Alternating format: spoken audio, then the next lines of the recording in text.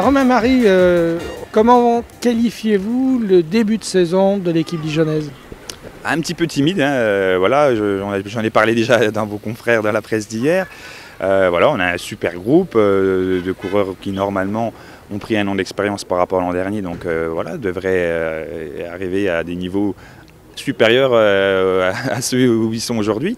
Après, il y a toujours, voilà, le vélo c'est compliqué, hein, je l'ai pratiqué, donc je peux comprendre que c'est pas tous les jours rose, mais ça n'empêche que oui, ça fait 2 mois et demi que la saison est commencée, on a 0 victoire, on a fait une belle entame quand même en Coupe de France, il ne faut pas l'oublier, et puis là c'était un petit peu moins bien aussi ces dernières semaines. Donc j'attends beaucoup d'aujourd'hui pour que les mecs me rassurent et qu'ils me disent bah, écoute Romain, on est au niveau auquel tu nous attendais. Ce Dijon-Auxonne-Dijon, vous l'avez remporté vous-même une fois déjà. Qu'est-ce qu'on peut dire de cette course? Quel est son profil? Ben, c'est souvent le vent qui est décisif à Dijon-Auxonne-Dijon. Après, il n'y a jamais trop de scénarios identiques. Des fois, un coup peut partir au bout de 20 bornes et aller au bout. Des fois, le peloton est en 3 morceaux pendant toute la course et à 20 bornes de l'arrivée, c'est un peloton massif. Donc c'est une course d'opportuniste. Il ne faut pas être spectateur, il faut quand même être acteur de la course. Toujours être placé dans 2 premières parties de peloton pour regarder un peu ce qui se passe et prendre les coups de 10, 15, 20 coureurs qui peuvent s'en aller parce que ça devient dangereux quand c'est des groupes comme ça qui s'en vont.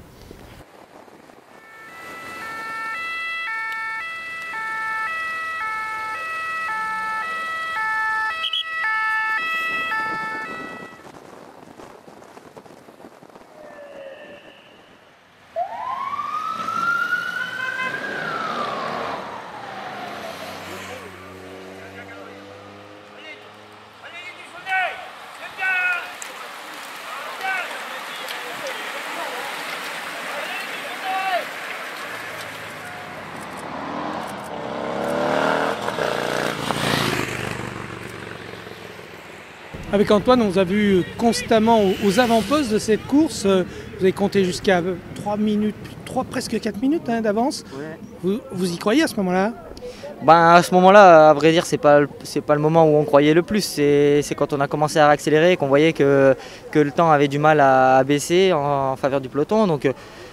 Donc là, on s'est dit, bon, il y a encore peut-être une chance. On était 6 devant et 5 à bien relayer, donc 5 costauds. Antoine a vraiment fait un gros boulot. Il n'a pas hésité à vraiment faire un petit peu plus que les autres pour essayer de me protéger. Voilà, après, c'est comme ça, hein, les équipes étaient plus fortes derrière. C'est toujours compliqué hein, sur une élite nationale où on a le droit à 10-12 coureurs au départ. Forcément, avec 10 mecs derrière, 3 équipes qui se mettent ensemble, c'est facile à rentrer sur 5 mecs dans le final. Surtout que c'est des grandes lignes droites avec un vent défavorable pour nous. Donc voilà, pas facile quoi.